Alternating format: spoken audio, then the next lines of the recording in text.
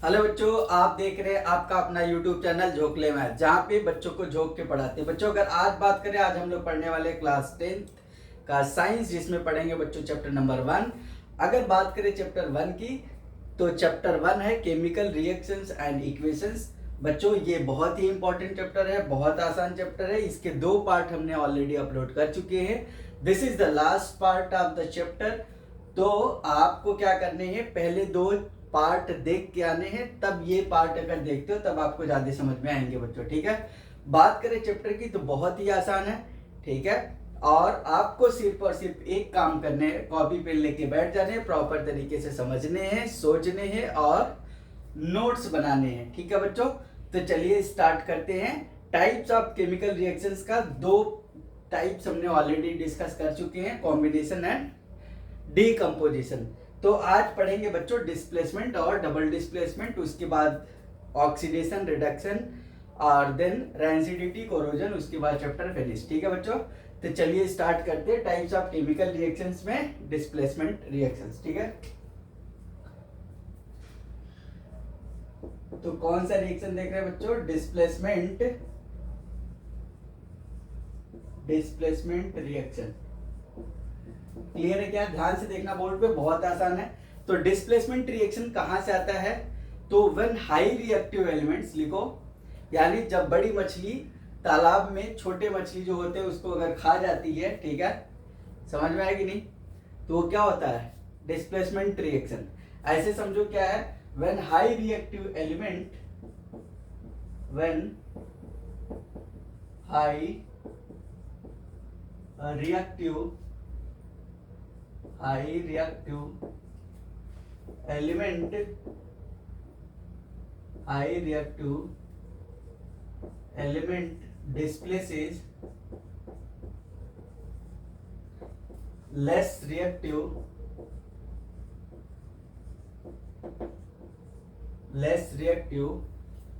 element। ठीक है, displaces less reactive element। Clear है क्या? When high reactive element displaces less reactive element is called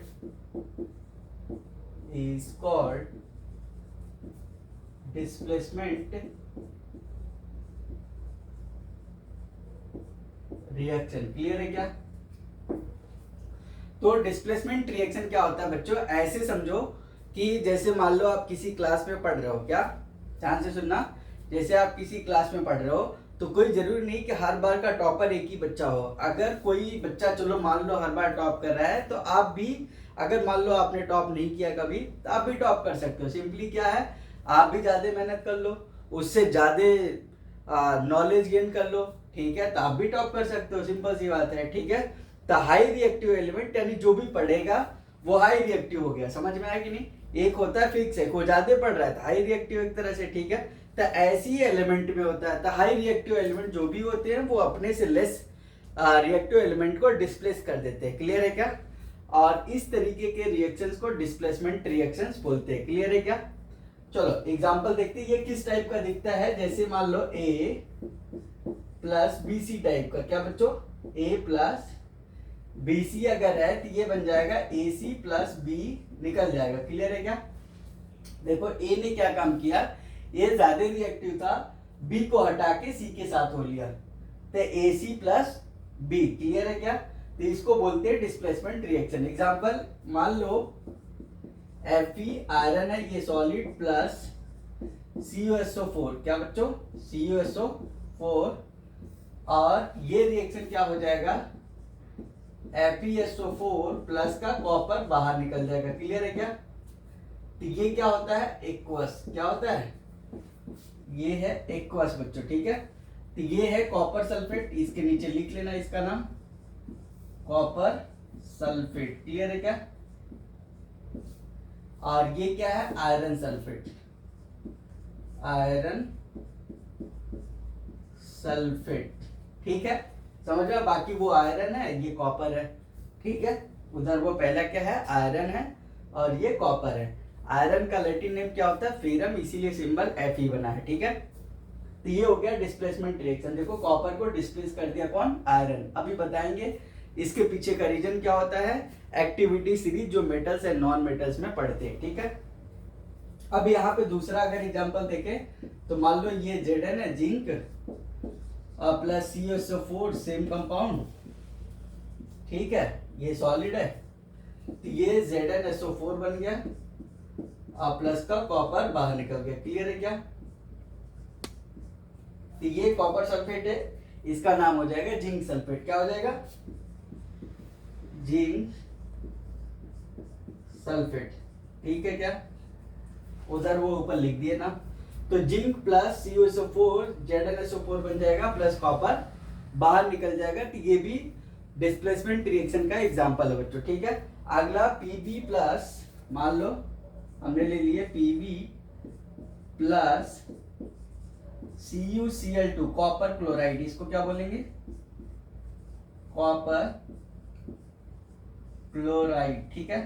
copper chloride क्या हुआ बच्चों, तो ये बन जाएगा PbCl2 लेड क्लोराइड और प्लस कॉपर बाहर निकल जाएगा, ठीक है क्या, ये एक्वस, ये एक्वस, ठीक है। तो ये बन जाएगा लेड क्लोराइड, आसान है का। बाकी उसका नाम क्या है, लेड, ये है लेड, ठीक है, ये है जिंक, क्लियर है, ये है आयरन। तो यहाँ पे क्या, लेड जो है ज्यादा रिएक्टिव था किससे, कॉपर से, तो इसलिए कॉपर को डिस्प्लेस कर दिया। तो सभी में देखो आयरन ज्यादा रिएक्टिव था तो आयरन डिस्प्लेस कर दिया, जिंक था तो जिंक डिस्प्लेस कर दिया, और लेड है तो लेड कॉपर को डिस्प्लेस कर दिया। सभी रिएक्शंस में देखिए कॉपर डिस्प्लेस हो गया, क्यों, क्योंकि बच्चों ये कॉपर इन सभी से लेस रिएक्टिव है, क्लियर है क्या। अरे बोलो, इधर आओ, समझ में आई क्या। तो इसको आप नोट डाउन करो। फिर ये एक्चुअल में जो रीजन होता है, चलो यहीं पे नोट डाउन कर लेते हैं। रीजन इसके पीछे का क्या होता है, एक्टिविटी सीरीज, क्या होती है, यहां पे लिख लो एक्टिविटी सीरीज, क्या, एक्टिविटी सीरीज, ठीक है, या रिएक्टिविटी सीरीज भी इसको बोलते हैं, क्या बोलते हैं, रिएक्टिविटी सीरीज, ठीक है। रिएक्टिविटी सीरीज बोलो या एक्टिविटी सीरीज बोलो या मेटल रिएक्टिविटी सीरीज बोलो, सब बात एक ही है। ये मेटल्स एंड नॉन मेटल्स में पढ़ते हैं, लेकिन यहाँ पे बताना इसलिए जरूरी है क्योंकि आपको पता रहे कि कैसे डिस्प्लेसमेंट होता है, क्लियर है क्या।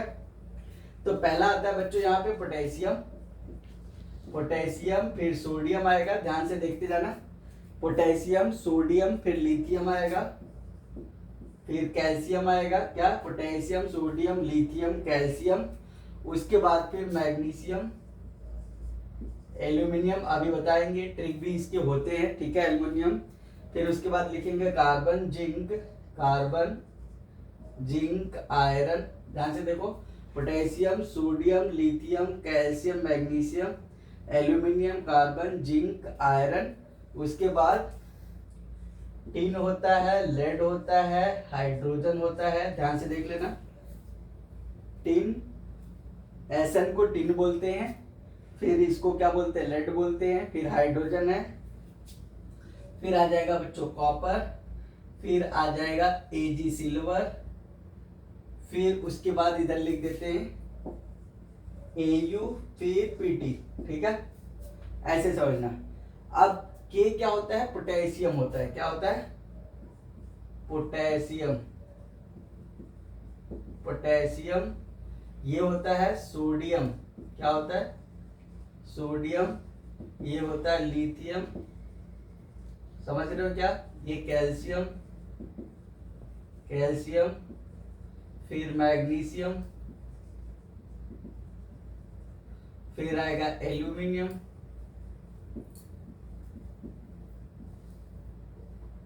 एल्यूमिनियम, ठीक है क्या, फिर आएगा कार्बन, फिर आएगा जिंक, फिर आएगा आयरन, फिर आएगा टीन, फिर इसको बोलते हैं लेड बच्चों, इसको बोलते हैं हाइड्रोजन। अब हाइड्रोजन में देखो ऐसे ब्रैकेट लगा होगा, क्यों, क्योंकि हाइड्रोजन जो होता है बेसिकली ये नॉन मेटल होता है, लेकिन यहाँ पे मेटल क्यों बोला जाता है, क्योंकि ये मेटल की प्रॉपर्टीज कुछ ना कुछ शो करता है वैलेंसी ग्रुप में। अगर एक इलेक्ट्रॉन ये दे देता है अपने से ज्यादा लेस रिएक्टिव, ठीक है, तो इस वजह से इस एक्टिविटी सीरीज में रखा गया। फिर ये कॉपर आगे चल के 11th-12th में आपको समझ में आएगा इसको क्यों रखा जाता है। बेसिकली क्या होता है, ये स्टैंडर्ड माना जाता है, ठीक है। और ये सिल्वर, क्लियर है क्या, और इधर ये गोल्ड और ये प्लेटिनम, ठीक है। तो ये है बच्चों आपका क्या एक्टिविटी सीरीज। अब जैसे आप ध्यान से देखो, ये हमने लिए थे कॉपर, कहाँ पे बैठा हुआ है कॉपर, यहाँ पे देखो, ये है कॉपर COPPER, ठीक है, COPPER, ठीक है, ये है कॉपर, क्या है COPPER। तो ये कॉपर देखो आप, तो लेड लिए थे हमने और आयरन लिए थे, जिंक लिए थे, ये देखो ऊपर है एक्टिविटी सीरीज में, इस वजह से कॉपर को डिस्प्लेस कर दे रहे हैं, समझ में आया कि नहीं। तो high reactive element, when high reactive element displaces less reactive element, such type of reaction is called the displacement reaction. इसको सिंगल डिस्प्लेसमेंट भी बोला जाता है। क्लियर हुआ क्या। याद करने के लिए इसको याद कर सकते हो, प्लीज इसको बोलोगे, प्लीज देखो, प्लीज स्टॉपली ऐसे बोलना, प्लीज स्टॉपली कॉलिंग मी और careless zebra instead try learning how copper saves gold platinum, ठीक है, ऐसे याद कर सकते हो। क्लियर है क्या। इधर ध्यान से देखो, अगला है डबल डिस्प्लेसमेंट रिएक्शन। क्या है, डबल डिस्प्लेसमेंट रिएक्शन। क्लियर है क्या। डबल डिस्प्लेसमेंट रिएक्शन में क्या होता है, तो यहाँ पे एक्सचेंज ऑफ आयंस होता है। क्या होता है, एक्सचेंज ऑफ आयंस होते हैं। ध्यान से देखना, द रिएक्शंस इन विच, यहाँ पे लिख लो, द रिएक्शन, आरएक्शन मतलब रिएक्शन, द रिएक्शन इन विच, क्या लिखोगे, द रिएक्शंस इन विच, बोलो, the reactions in which there is an, क्या लिखोगे, the reaction in which, ये थोड़ा डार्क कर लो, in which there is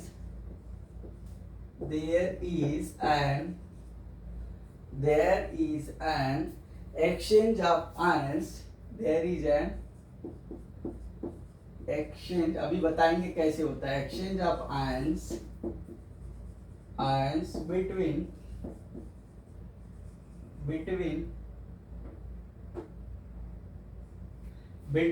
किसके बीच में होता है बच्चों, between the reactants,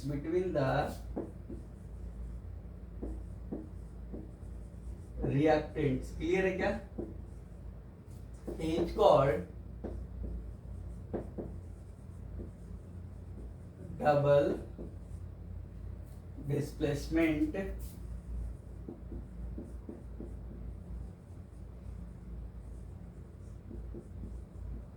रिएक्शन, ठीक है। क्या बोले, the reaction in which there is an exchange of ions between the reactants is called the double displacement reaction. Example, ये किस टाइप के दिखेंगे आपको, ये दिखेंगे AB plus CD is equal to, तो ए जो होगा सी के साथ हो लेगा, बी डी के साथ हो लेगा, तो AC प्लस BD बन जाते हैं। इस टाइप के रिएक्शन को हम क्या बोलते हैं, डबल डिस्प्लेसमेंट रिएक्शन। जैसे एग्जांपल के साथ देखते हैं, मान लो हमने लिए Na2SO4, क्या लिए बच्चों, Na2SO4 सोडियम सल्फेट प्लस, ध्यान से देखना, sodium sulphate plus barium chloride, क्या ले रहे हैं, BaCl2। अब देखो ये क्या बन जाएगा, NaCl बन जाएगा प्लस BaSO4 बन जाएगा और यहाँ पे NaCl बन जाएगा। ध्यान से समझना। अब यहाँ पे इसको क्या बोलते हैं हम, सोडियम सल्फेट, क्या बोलते हैं, सोडियम सल्फेट। ये क्या है, बेरियम क्लोराइड, क्या है, बेरियम क्लोराइड। क्लियर है? ये हो जाता है बेरियम सल्फेट। क्या? Barium sulphate. और ये है सोडियम क्लोराइड। क्या है?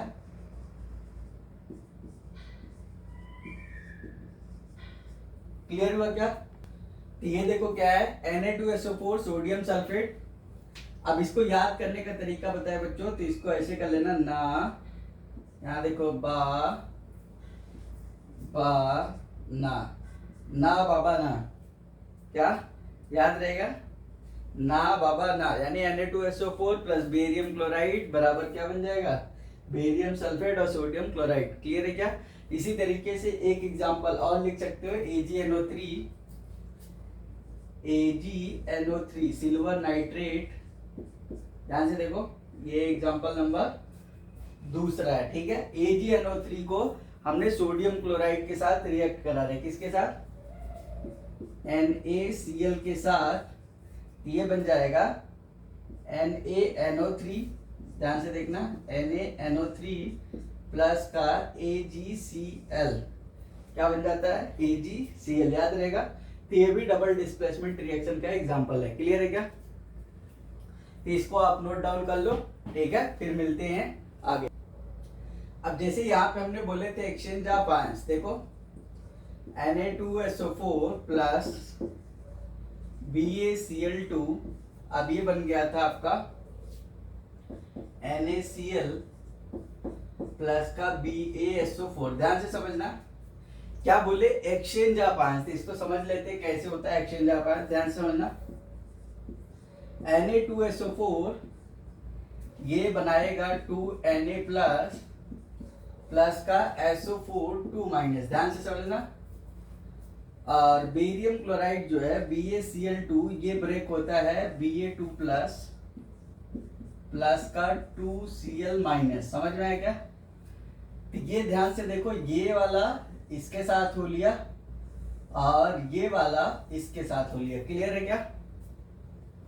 इस वजह से बोलते हैं एक्सचेंज ऑफ आयंस। ठीक है, अगला देखेंगे बच्चों ऑक्सीडेशन एंड रिडक्शन, यानी जिसको बोलते हैं रिडॉक्स रिएक्शन। ठीक है, तो यहां पे ऑक्सीडेशन लिखेंगे। क्या लिखेंगे? ऑक्सीडेशन। ऑक्सीडेशन क्या होता है? Addition of oxygen. क्या लिखेंगे? एडिशन ऑफ ऑक्सीजन और रिमूवल ऑफ हाइड्रोजन। क्या? Removal of hydrogen is called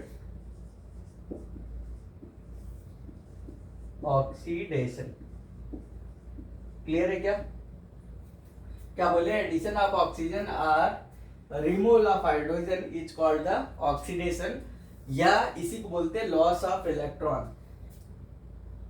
और दूसरा डेफिनेशन भी होता है जो कि आगे आप पढ़ोगे 11th में डिटेल में, loss of electron is also called, बोलो, ऑक्सीडेशन। क्लियर है क्या? अगला रिडक्शन की अगर बात करें बच्चों, रिडक्शन की साथ में एग्जांपल देख लेंगे। ध्यान से देखना, रिडक्शन यहां पे होता है क्या?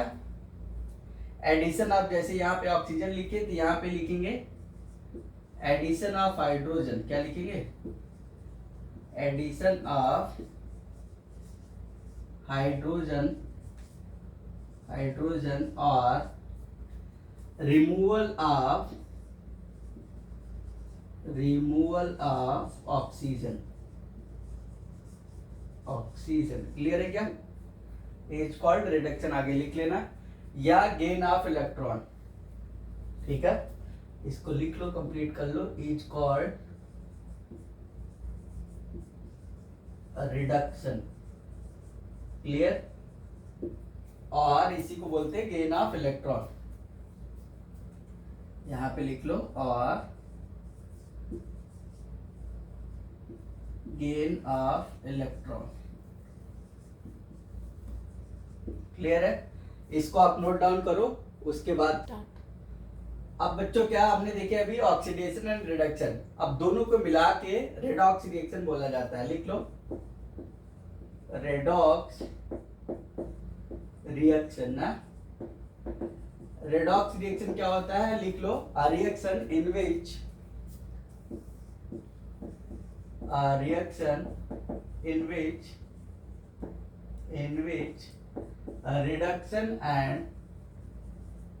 reduction and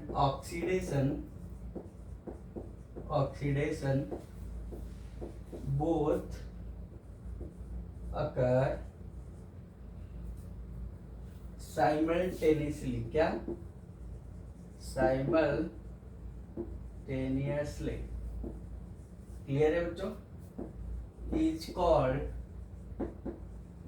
redox reaction। समझ में आएगी नहीं? देखो रेडॉक्स का मतलब ये है, देखो यहाँ पे REDC हो गया रिडक्शन, RED मतलब रिडक्शन हो गया, OX मतलब ऑक्सीडेशन हो गया बच्चों, ठीक है? समझ में आई क्या? अब एग्जांपल के साथ देखते हैं। जैसे मान लो ऑक्सीडेशन में लिख रहा हूं, इधर ध्यान से देखना। मान लो हमने लिखे Cu+O2, ठीक है? तो ध्यान से देखो ये क्या बन गया, CuO बन जाता है। बैलेंस करोगे तो 2 यहाँ पे लगा देना, 2 यहाँ पे लगा देना। तो ये क्या है, ये कॉपर है और ये ऑक्सीजन है और ये कॉपर ऑक्साइड, क्या है, कॉपर ऑक्साइड।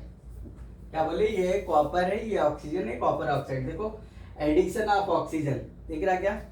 तो किसका ऑक्सीडेशन हुआ बच्चों, कॉपर का। किसका, कॉपर में ऑक्सीजन ऐड हुआ है तो कॉपर का ऑक्सीडेशन हुआ है। समझ में आई कि नहीं आई बात समझ में? तो कॉपर का क्या हो गया, ऑक्सीडेशन। दूसरा एग्जांपल देखते हैं, CuO। अगला एग्जांपल CuO+ H2 मान लो ले लिए, सही है ना? ये क्या बन जाता है, ध्यान से समझना, Cu+H2, ये बन जाता है Cu+H2O। क्या बन गया, H2O। तब ध्यान से अगर देखना है, यहाँ पे CuO से Cu बना है, यानी ऑक्सीजन यहाँ से निकला है। क्या, ऑक्सीजन का रिमूव होना कॉल्ड रिडक्शन। तो ये लिखोगे आप रिडक्शन, क्या लिखोगे? और H2 में देखो आप ऑक्सीजन एड ऑन हुआ है तो ये क्या हो गया, ऑक्सीडेशन। क्या हुआ? तो ये बच्चों ऐसा एग्जांपल है जो दोनों के लिए काम करेगा, रिडक्शन के लिए एज वेल एज ऑक्सीडेशन के लिए। तो ध्यान से देखो, तो ये क्या हुआ है, कॉपर ऑक्साइड से ऑक्सीजन निकल गया है तो ये रिडक्शन कहलाया। H2 में ऑक्सीजन ऐड हुआ है तो ये ऑक्सीडेशन कहलाएगा। क्या कहलाएगा, ऑक्सीडेशन। अब यहाँ पे अगर बात करें तो CuO क्या हुआ है, हमेशा याद रखना रिएक्टेंट साइड ही सब कुछ होता है। मतलब क्या होता है, ध्यान से देखो, CuO जो है यही क्या हुआ है, रेड्यूस हुआ है। क्या हुआ है, रेड्यूस हुआ है। क्लियर है क्या? और जो रेड्यूस्ड होता है वो क्या कहलाता है, याद रखना, ऑक्सीडाइजिंग एजेंट। क्या, ऑक्सीडाइजिंग एजेंट, सही ना, बोलो। और H2 जो है यहाँ पे क्या हुआ है, ऑक्सीडाइज्ड हुआ है। क्या, ऑक्सीडाइज्ड हुआ है। ऑक्सीडाइज्ड हुआ है तो इसको क्या बोलेंगे, रेड्यूसिंग एजेंट। क्या बोलेंगे, रेड्यूसिंग।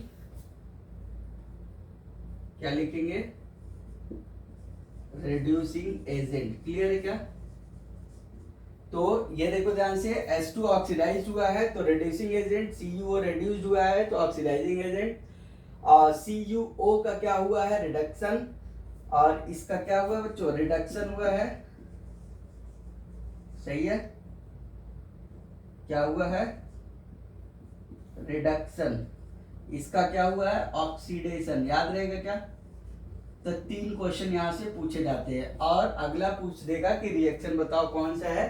तो ये एग्जाम्पल जो है एक तरीके का रेडॉक्स रिएक्शन है। क्या है, अगर रेडॉक्स रिएक्शन पूछेगा, रेडॉक्स रिएक्शन का एग्जांपल, तो यही आप दे सकते हो। ऑक्सीडेशन पूछे तो भी दे देना, रिडक्शन पूछे तो भी दे देना। तो ये दोनों में काम आ जाएंगे। क्लियर है क्या? ऐसी आप लिख सकते हो, मान लो ZnO, अगला एग्जांपल देखो इधर लिख दे रहे हैं, ZnO प्लस का कार्बन, क्या ZnO प्लस का हमने क्या लिख दिए, कार्बन लिख दिए, तो ये क्या बन जाएगा, Zn अलग हो गया प्लस CO हो गया, क्या हो गया, CO क्या है, कार्बन मोनोऑक्साइड, सही ना।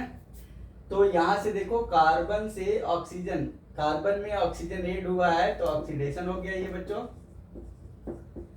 ऑक्सीडेशन। और ZnO से देखो Zn ऑक्सीजन रिमूव हुआ है तो रिडक्शन। तो याद रखना, तो कोई जरूरी नहीं है कि आपको ऑक्सीजन हाइड्रोजन दोनों में रहेगा तभी आप रिडक्शन ऑक्सीडेशन की बात करोगे, ठीक है।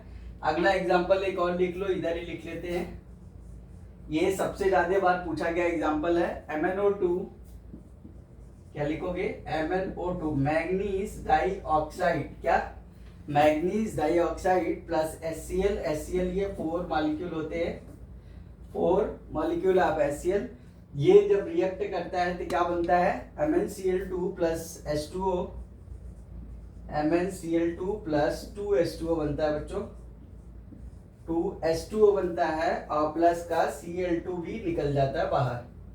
अगर आप ध्यान से देखो तो MnO2 से, कहां से, MnO2 से MnCl2, देखो ऑक्सीजन निकला है तो इसको हम बोलेंगे रिडक्शन, क्या बोलेंगे, ध्यान से देखना, MnO2 से O2 यानी ऑक्सीजन का रिमूवल हुआ तो इसको हम क्या बोलेंगे, रिडक्शन, MnCl2। और HCl से Cl2 पे अगर जाओ, ध्यान से देखो Cl2 तक जा रहे हैं तो HCl में हाइड्रोजन निकला हुआ है तो इसको बोलेंगे ऑक्सीडेशन, क्या बोलेंगे, ऑक्सीडेशन। क्लियर है क्या, ये ऑक्सीडेशन हो जाएगा।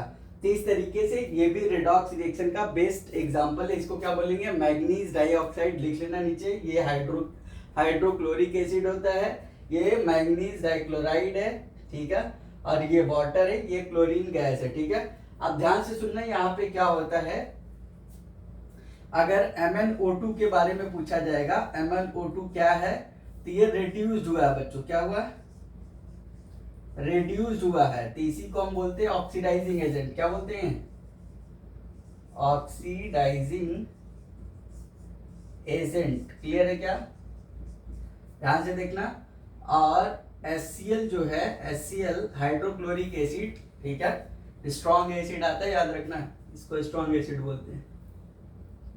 तो ये ऑक्सीडाइज्ड हुआ है, क्या, और जो ऑक्सीडाइज होता है उसको हम क्या बोलते हैं, रिड्यूसिंग एजेंट, क्या, रिड्यूसिंग एजेंट। क्लियर है क्या, तो यहां तक आप नोट डाउन करो, फिर आगे देखते हैं, जल्दी से फटाफट देखेंगे बच्चों। यहाँ पे क्या, कोरोजन, क्या देखेंगे, कोरोजन क्या होता है, ध्यान से देखना, दूसरा ले लेते हैं मार्कर। तो अगला टॉपिक देख रहे हैं कोरोजन, क्या, CORROSION, ठीक है बच्चों। तो कोरोजन बहुत इंपॉर्टेंट टॉपिक है, किस पॉइंट ऑफ व्यू से आज के टाइम पे जानना बहुत जरूरी है कि कोरोजन होता क्या है, कोरोजन करता क्या है, ठीक है। तो 2 टाइप के क्वेश्चन पूछे जाते हैं, ठीक है। तो कोरोजन क्या होता है, लिखो, it is the process of rusting, क्या, it is the process of rusting, क्या बच्चों, it is the process of rusting of any kind of metal, it is the process of rusting of any kind of metal, क्या बोले, rusting of any kind of metal, specially लिख लो, specially क्या लिखोगे, metal भी लिख सकते हो, metal के साथ साथ आप और एलॉय भी लिख लो यहीं पे, ठीक है, एलॉय, ठीक है। एलॉय क्या होते हैं, ये मेटल्स एंड नॉन मेटल्स में डिटेल्स में देखते हैं, इसमें क्या होते हैं, group of more than 2 metals या मेटल्स, नॉन मेटल्स, ठीक है, तो उसको हम एलॉय बोलते हैं बच्चों। तो it is the process of rusting of any kind of metal और alloy due to presence of moisture, due to presence of moisture and air। सही है क्या? मॉइस्चर भी लिख लो, सही है, एयर भी लिख सकते हो, कोई दिक्कत नहीं। इन इट्स कहाँ पे बच्चों? In its surrounding. कहाँ पे? In its surrounding. मतलब समझे क्या? अपने सराउंडिंग में अगर इनको, ठीक है, किसको? Process of rusting of any kind of metal or alloy due to presence of moisture and air. तो कहीं भी मेटल ऐसे खुले एटमॉस्फेयर में रखा हुआ है, एलॉय रखा हुआ है, तो मॉइस्चर के कांटेक्ट में जैसे ही आएगा, ठीक है, मॉइस्चर के कांटेक्ट में जैसे ही आएगा या एयर के कांटेक्ट में, तुरंत उसमें से रस्ट लगना स्टार्ट हो जाएगा और उसी प्रोसेस को हम कोरोजन बोलते हैं। जैसे ये मान लो कोई मेटल है, आयरन की रॉड है, इसको पूरा पानी में डुबो दो, रस्ट नहीं लगेगा, ठीक है, मतलब खराब तो होगा ही एक टाइम पे, लेकिन बहुत टाइम बाद खराब होगा, ठीक है। लेकिन इसको थोड़ा सा इतना डुबे रहो, इतना ही बाहर निकाले रहो, ठीक है, इतना बाहर निकला हुआ है, इतना अंदर डूबा हुआ है, तो क्या हुआ? यहाँ पे सबसे ज्यादा रस्टिंग यहीं पे, जहां पे कांटेक्ट है एयर और वाटर का, ठीक है, एयर एंड वाटर का जहां पे कांटेक्ट है वहीं से रस्टिंग स्टार्ट होगी। समझ में आएगी नहीं? ना तो फुल्ली एयर में है, ना तो फुल्ली वाटर में है, तो इसका मतलब क्या हुआ? उसको मॉइस्चर कंटेंट मिल गया और वहां से रस्टिंग स्टार्ट हो जाएगी बच्चों, ठीक है। ये कोरोजन होता है। कोरोजन क्या करता है? याद लिख लो आप, corrosion causes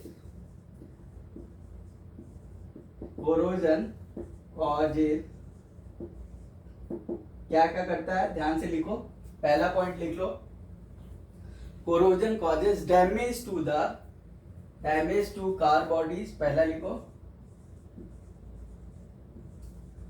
damage to car bodies, ठीक है, ब्रिजेस,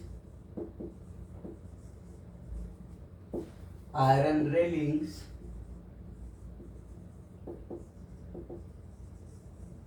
ठीक है, एंड शिप्स भी लिख सकते हो, एंड शिप्स,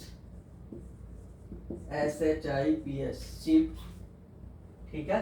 तो सबसे ज्यादा जो कॉस्ट आती है, जैसे एयरवेज वाटरवेज में पूछा जाएगा, तो वाटरवेज में जो वाटर शिप होती है उसमें ज्यादा कॉस्ट आती है। क्यों? क्योंकि बच्चों बहुत बार पेंटिंग करने पड़ते हैं और उसकी कॉस्ट बढ़ जाती है, क्योंकि बहुत हैवी होती है ना, इस वजह से, ठीक है। एंड टू, यहाँ लिख लो, एंड टू, यहाँ पे कॉमा लगा के लिख लो, and to all objects, and to all, क्या बोलोगे? And to all objects made of, and to all objects made of metal. Clear है क्या? वो ऑब्जेक्ट जो मेटल से मिलके बने हैं, क्लियर है, सभी को डैमेज कर सकता है। स्पेशली लिख लो, स्पेशली दोज ऑफ आयरन। क्या? स्पेशली, यहाँ पे वन हटा के आप बस ऐसे लिख लेना कोरोजन कॉजेज ना, बाकी पॉइंट में लिख सकते हो car bodies 1 point, bridges, iron railings 3 point, 4 point ऐसे बना सकते हैं। स्पेशली दोज ऑफ आयरन, क्या लिखोगे? स्पेशली दोज ऑफ आयरन लिख लो यहाँ पे, those of iron.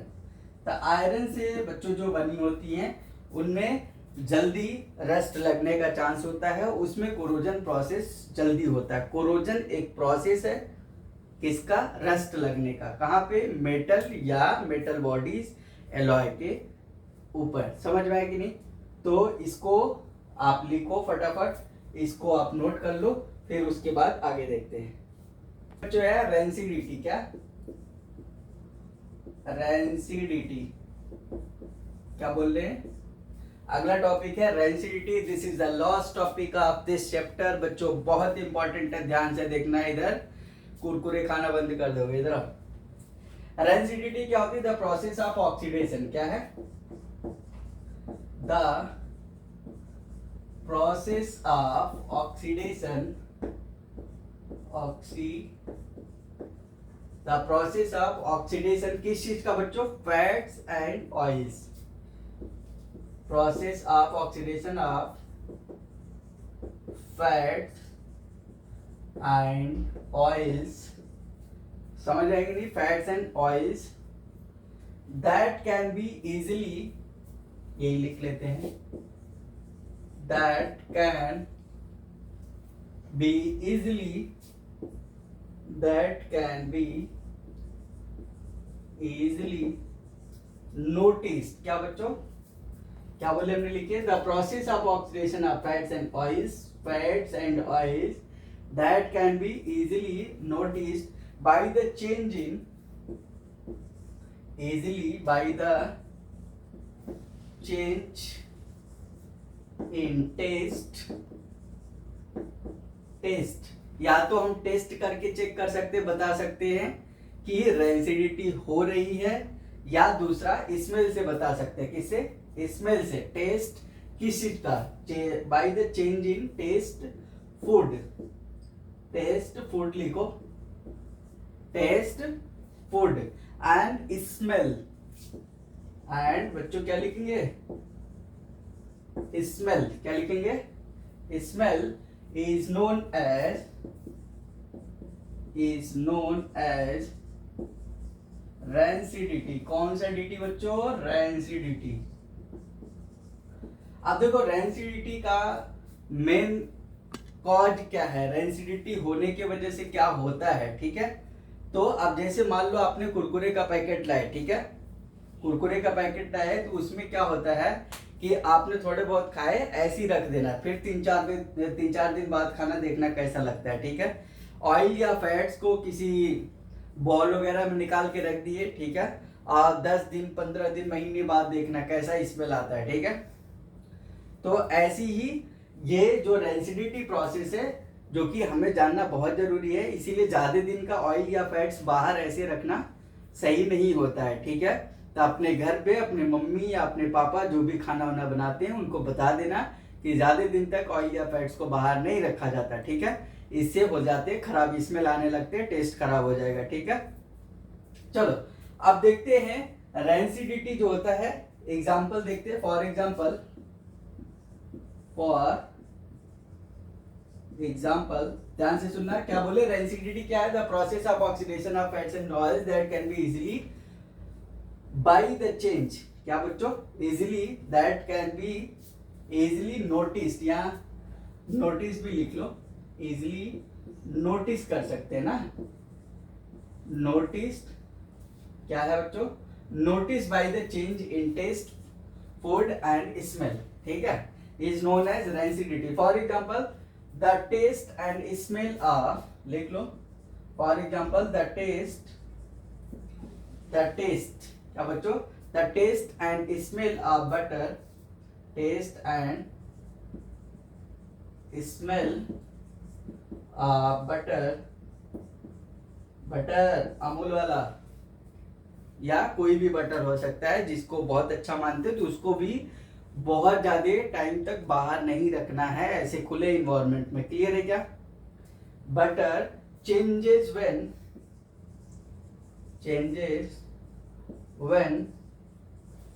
when kept for long, when क्या लिखेंगे? kept for long, मतलब ज्यादा टाइम तक रख देंगे तो उसका टेस्ट और स्मेल चेंज हो जाएगा, चाहे किसी भी कंपनी का बटर हो, ऑयल्स हो, फैट्स हो, याद रखना। तो ऐसे खुले में नहीं छोड़ना है, ठीक है? ये घर पे अपने घर वालों को बता देना जो भी किचन में खाना पीना बनाते हैं, ठीक है? Rancidity can be avoided by, आप कैसे अवॉइड कर सकते हैं? ध्यान से सुनना, ध्यान लिख लो। रेंसिडिटी लास्ट टॉपिक है, बहुत ध्यान से देखना। रेंसिडिटी कैन बी अवॉइडेड, क्या लिख रहे हैं? AVOIDED, अवॉइडेड बाई, या इसी को बच्चों बोलते हैं प्रिवेंशन। क्या इसी को क्या बोल सकते हो? प्रिवेंशन क्या है, ठीक है? कैसे हम प्रिवेंट कर सकते हैं, ठीक है? तो कैसे प्रिवेंट कर सकते हैं, ध्यान सुनना। पहला स्टोरिंग फूड इन, पहला लिख लो यहाँ पे, storing food in airtight container. क्या? Airtight container. देखना अभी जैसे दिवाली वगैरह पे आपको जो गुलाब जामुन रसगुल्ले मिलते हैं तो बढ़िया से डब्बे में पैक होके मिलते हैं, एयर टाइट कंटेनर। समझ में आई कि नहीं?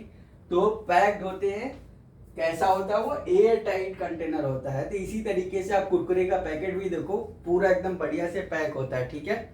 और सारी चीजें जो भी आती सब पूरा टाइटली पैक्ड होते हैं। समझ में आई कि नहीं? तो storing food in airtight container. दूसरा, storing food in refrigerators. Storing food in refrigerator. क्या बच्चों? रेफ्रिजरेटर्स। या तो आप रेफ्रिजरेटर्स में रख दो, स्टोर कर दो, ठीक है। या तीसरा क्या हो सकता है प्रिवेंशन? Adding antioxidants. क्या? एंटीऑक्सीडेंट्स, ठीक है। एंटीऑक्सीडेंट्स क्या करता है? फर्दर ऑक्सीडेशन को रोक देता है, यानी ऑक्सीडेशन होने से बचाता है। ऑक्सीडेशन होगा तो रेंसिडिटी होगी। तो ऑक्सीडेशन इंपॉर्टेंट है किसमें? रेंसिडिटी में। ऑक्सीडेशन का मतलब एडिशन ऑफ ऑक्सीजन या ऑक्सीजन से रिएक्शन करना। समझ में आई बच्चों? अगला, storing food in an environment of, इधर लिख लो fourth, storing food in environment of nitrogen. क्या? समझ में है कि नहीं? Storing food in an environment, यहाँ पे लिख लो, in an environment of nitrogen. तो जहां पे नाइट्रोजन हो उस इन्वायरमेंट में अगर हम स्टोर करके रखेंगे बच्चों तो वो बहुत बढ़िया होगा। समझ में है कि नहीं? तो बात करें बच्चों का, ये चैप्टर हो गया समाप्त। ये आपका पहला चैप्टर केमिस्ट्री का समाप्त हो गया। अगर बात करें तो बहुत सारे हमने वीडियोस ऑलरेडी अपलोड कर चुके हैं। क्लास 10th मैथ्स का पूरा वीडियो अपलोड हो चुका है, फ्री ऑफ कॉस्ट आप जाके देख सकते हो। साइंस के भी बहुत सारे हमने वीडियो अपलोड कर चुके हैं, 10th के भी, 9th के भी, 9th के मैथ्स के भी अपलोड हो चुके हैं बहुत सारे, 12th के भी। पहले चैप्टर का 3 पार्ट्स आई थिंक अपलोड हो चुका है, तो आप जाके देख सकते हो फिजिक्स का, ठीक है। और जो बच्चे नए हैं, पहली बार देख रहे हैं, तो वो चैनल को सब्सक्राइब कर दे, लाइक कर दे, शेयर कर दे, बेल आइकन को दबाना नहीं भूलना बच्चों। क्यों? क्योंकि आपको फर्दर नोटिफिकेशन मिलता रहेगा जिससे आप आसानी से पढ़ सकते हो, ठीक है। तो इस वीडियो में इतना ही, मिलते हैं नेक्स्ट वीडियो में बच्चों नेक्स्ट चैप्टर के साथ। तब तक के लिए बाय बाय।